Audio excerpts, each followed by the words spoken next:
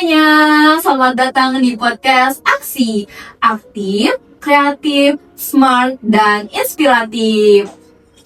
Sebelumnya, perkenalkan nama aku Nursahidatun Nabisa, panggil aja Kak Nabisa, yang bakal nemenin kalian dalam memandu perbincangan sampai kali ini. Jadi, buat teman-teman semua, jangan lupa siapin cemilannya, karena kita akan bahas berbagai topik yang menarik, dan tentunya santai. Nah, untuk episode kali ini, kita akan membahas topik yang menarik, tentunya dalam dunia pendidikan, yakni overload kurikulum dan deep learning.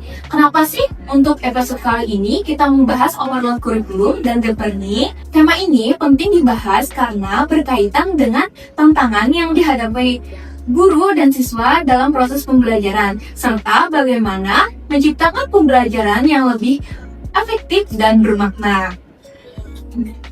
Ya, langsung saja tanpa berlama-lama kita sambut narasumber kita hari ini yang luar biasa. Halo Kak. Halo. Ya, baik. Sepertinya untuk teman-teman yang nonton kayaknya masih ada nih yang belum kenal dengan kakak-kakaknya. Jadi boleh perkenalan dulu nih Kak. Oke, boleh. Jadi aku dulu ya? Iya, boleh. Oke. Nah, sebelumnya halo semuanya, perkenalkan nama aku Larsadia, biasa dipanggil Sadia. Halo semuanya, perkenalkan nama aku Febrianti Asyani, biasa dipanggil Febi. Oke, halo Kak Febi, halo Kak Lia. Nah, kalau boleh aku tahu nih, apa sih kesibukan kakak-kakak akhir ini? Oke, kesibukan aku ini sekarang menjadi mahasiswi Universitas Lambung Mangkurat dan jurusan pendidikan sejarah. Sama, aku juga mahasiswi jurusan pendidikan sejarah Universitas Lambung Mangkurat. Nah, sebelumnya aku mau ngucapin nih Kak, terima kasih kepada kakaknya karena sudah bersedia hadir di podcast Aksi kali ini. Ya, aku terima kasih banyak juga karena sudah diundang ke podcast ini sebagai narasumber. Ya, terima kasih juga Kak Nafisa sudah mengundang kami menjadi narasumber di podcast Aksi ini dan membagikan wawasan dan ilmu yang kami dapat kepada pendengar setia podcast Aksi. Nah, sebelum kita masuk nih ke pembahasan overload kurikulum, kayaknya teman-teman di sini masih ada yang belum tahu dengan overload kurikulum. Jadi, overload kurikulum ini sebenarnya apa sih Kak? Nah, sini aku jelaskan dulu ya, apa sih yang dimaksud dengan overload kurikulum. Nah, jadi overload kurikulum itu adalah suatu kondisi ketika materi, kompetensi, atau target pembelajaran yang harus dicapai terlalu banyak. Nah, sehingga sulit dipahami oleh banyak siswa. Nah, jadi akibatnya itu proses pembelajaran itu lebih berfokus pada penyampaian materi daripada pemahaman siswa. Nah, aku ingin menambahkan ya kata Kak Sadia tadi. Jadi, overload kurikulum itu bukan hanya bahas soal jumlah bab yang terlalu banyak, tetapi juga bisa karena tingkat kesulitan materi yang terlalu tinggi, misalnya terlalu banyak tugas, gitu kan. Belum lagi ada target penilaian yang harus dicapai dalam batas waktu tertentu. Itu. Berarti permasalahannya di sini bukan cuma sekedar banyaknya materi ya Kak, tapi juga tekanan yang muncul dari tuntutan pembelajaran. Iya, betul sekali. Dan juga kadang ya ada siswa yang baru aja memahami satu materi, tetapi guru itu harus berganti atau melanjutkan materi berikutnya, ya karena tuntutan kurikulum tersebut. Nah, betul. Nah, kondisi seperti ini itu membuat proses belajar itu jadi terburu-buru, tergesa-gesa gitu ya kan? Atau bahasa istilahnya sekarang itu kayak dikejar deadline. Iya, benar. Itu. Nah, kalau dari sisi siswanya sendiri sebenarnya apa sih dampak yang bisa kita lihat kalau di siswanya sendiri? Oke, nah salah satu dampaknya itu adalah menurunnya motivasi belajar. Nah, Kenapa tuh Kak? Nah, ya karena materinya itu yang terlalu banyak, jadi siswanya itu lebih cepat lelah dan kewalahan karena kebanyakan materinya itu. Nah, aku setuju sih pendapat Kak Sadia tadi, yang dimana itu masih banyak siswa itu yang belajar hanya untuk menghadapi ujian gitu. Jadi mereka itu tidak benar-benar memahami materi yang diajarkan. Oh pantas, dulu itu kayak kakak-kakaknya pernah gak sih dengan waktu sekolah itu kayak muncul istilah atau pola pikir kayak yang penting lulus, Iya. yang penting benar sih. lulus ya Iya, kan? pernah sih, pernah. kayak apa ya, pola pikiran seperti itu kan sangat disayangkan ya. Nah, Padahal kita kan belajar sesuatu yang belum kita ketahui nih. Padahal kan itu juga menambah pengetahuan buat kita sendiri. Nggak ada gitu yang namanya belajar itu sia-sia. iya benar. Nah, dan selain itu pun ya kualitas pemahaman siswanya itu jadi semakin dangkal karena waktu untuk memahami pembelajarannya itu sangat terbatas gitu. Nah, selain itu juga dampaknya tuh ada pada kesehatan mental gitu.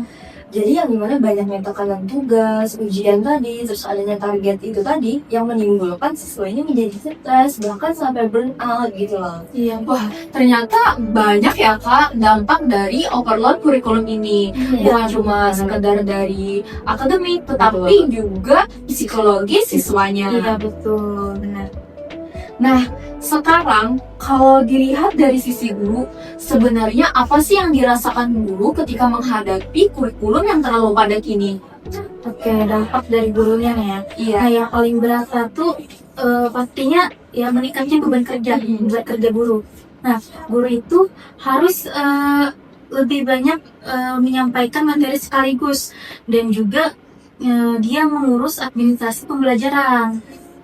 Benar, apalagi kan guru itu sebenarnya ingin menggunakan metode yang kreatif gitu dalam proses pembelajarannya. Mungkin bisa berdiskusi, jadi tidak hanya terpaku pada metode ceramah saja gitu. Benar, betul. Apalagi yang mungkin pada saat kita sekolah itu atau para penonton juga ya kan, yang pada saat sekolah itu membuat proyek gitu. Iya. Kan itu kan sesuatu yang belum pernah kita bikin, terus kita bikin, itu kan jadinya menambah pengetahuan baru ya kan? Iya, seru juga. Benar, tapi ya tadi kendalanya itu adalah waktu yang tidak mencukupi.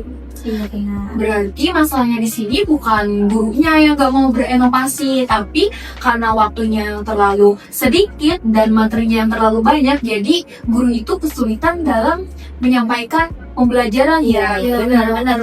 Yang gimana guru itu sebenarnya mau berinovasi, tapi ya tadi kendalanya itu adalah waktu yang tidak mencukupi karena waktunya itu bertabrakan dengan target yang harus dicapai tadi. Iya benar tuh.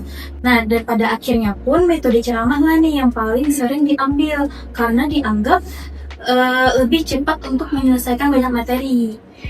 Padahal kan kalau kita yang rasakan dulu ya waktu sekolah, kalau pakai metode ceramah itu sebenarnya siswa itu bakal mudah merasa bosan. Iya Dan pembelajaran yang aktif itu lebih efektif. Iya betul. Iya benar sih, lebih efektif. Tapi kan ya memang perlu membutuhkan waktu yang lebih panjang lagi ya kan? Iya. Nah, kalau gitu, apa sih solusi yang bisa dilakukan untuk menghadapi overload kurikulum ini, Kak? Oke, jadi salah satu solusinya itu adalah pembelajaran berbasis materi esensial.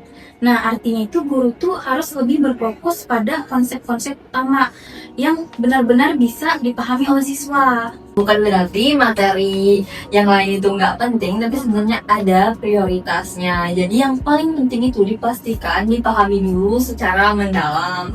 Iya. Berarti dalam pembelajaran materi esensial ini, pemahaman itu lebih diutamakan daripada banyaknya materi ya? Iya benar, pemahaman itu harus lebih diutamakan lagi. Iya, karena kalau semuanya dianggap penting kan akhirnya itu tidak ada yang benar-benar dipahami dengan baik gitu loh. Iya. Nah, teman-teman, sekarang kita masuk ke istilah yang sepertinya cukup familiar atau lagi rame nih dibahas di dalam dunia pendidikan, yaitu deep learning. Nah, aku mau nanya nih, sebenarnya apa sih Kak yang dimaksud dengan deep learning dalam dunia pendidikan ini? Oke, jadi sini aku jelasin dulu apa sih maksud dengan deep learning. Nah, jadi deep learning itu adalah pendekatan pembelajaran yang memfokuskan siswa untuk lebih memahami konsep secara mendalam, bukan hanya menghafal informasinya aja.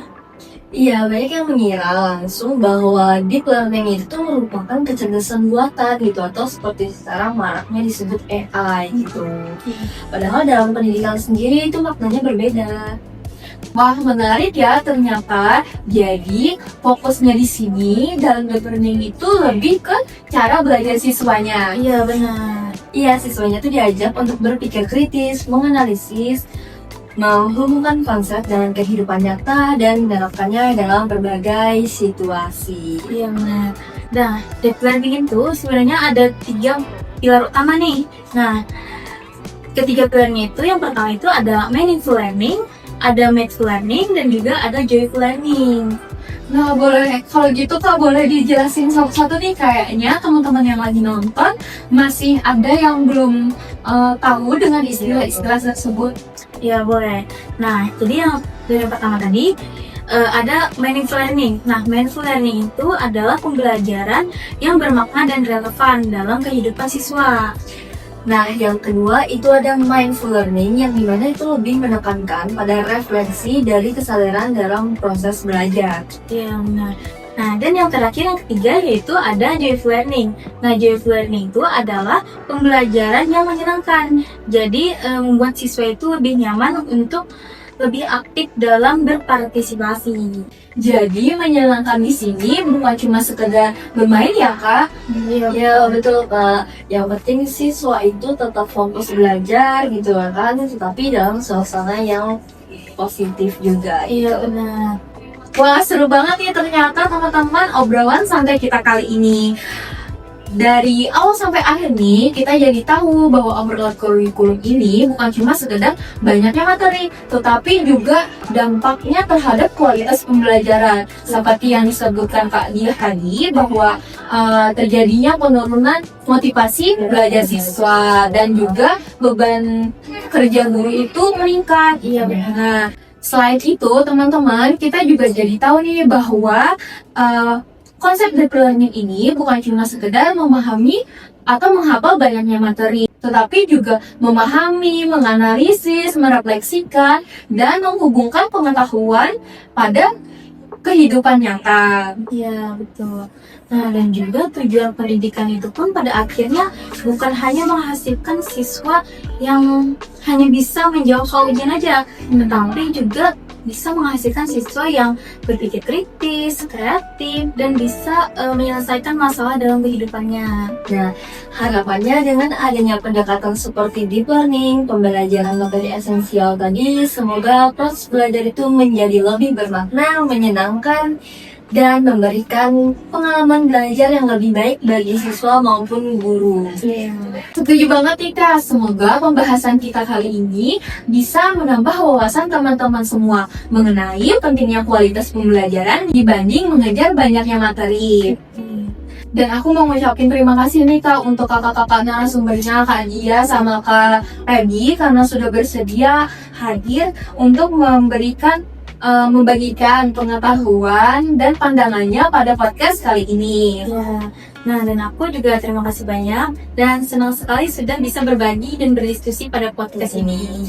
Terima kasih juga Kak Nafisa. Semoga materi yang kita bahas di sini atau yang disampaikan di sini juga bermanfaat bagi kita semua dan bermanfaat bagi para penonton podcast Aksi. Dan juga nih terima kasih untuk kakak-kakak semua yang udah nonton dari awal sampai akhir. Semoga teman-teman semua tetap semangat belajar dan terbuka terhadap hal-hal yang baru. Di sini aku selaku host pada podcast Aksi kali ini dan bersama para narasumber izin pamit undur diri.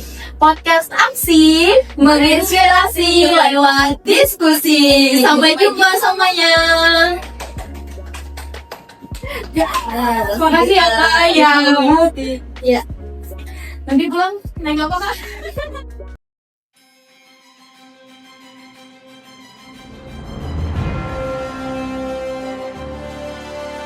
Banyak negara misalnya di Norwegia, negara-negara Skandinavia itu sudah menerapkan deep learning itu. Makanya mereka, kalau kita harus jujur mengakui, ya memang pendidikannya lebih maju dari kita. Di awal tahun 2025 ini, Kementerian Pendidikan Dasar dan Menengah Republik Indonesia telah meluncurkan panduan tentang pembelajaran mendalam ataupun deep learning. 3 prinsip pembelajaran dalam deep learning yaitu mindful atau berkesadaran, meaningful atau bermakna, dan joyful atau mengembirakan.